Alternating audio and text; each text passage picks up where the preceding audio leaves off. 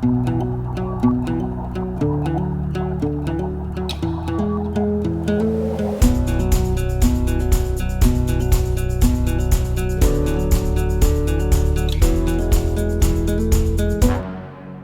avait une devise, c'était unique comme à bord.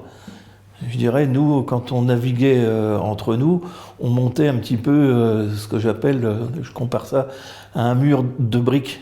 Si on enlève une brique, il y a tout qui tombe. On parle de cohésion dans les sous-marins et c'est pas de la mythologie. On est face à des hommes où chacun met sa vie dans les mains du petit camarade. C'est un métier à part dans le sens qu'il n'y a pas beaucoup de sous-mariniers. Et les gens passant d'un bateau à l'autre, ça fait une grande famille, quoi.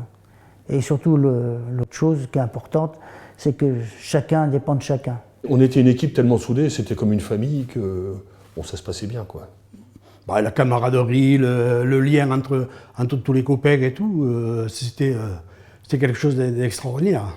Donc on a toujours des phases où ça se passe très bien et des phases où on est un peu moins bien. Et c'est là où justement l'esprit d'équipage est très important. Voilà, c'est ça l'exemple type de la camaraderie, c'est de sentir que le copain il a un coup de blues, d'aller l'aider pour le réconforter.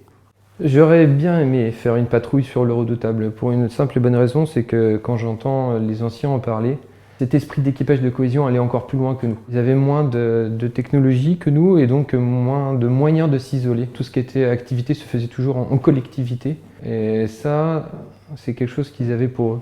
C'est quelque chose que, quand j'ai quitté la Marine nationale, m'a manqué énormément parce que dans le civil, on ne trouve pas ça. Si c'était à refaire, je ferais exactement la même vie, hein, la même profession. J'en rêve la nuit, même 25 ans après.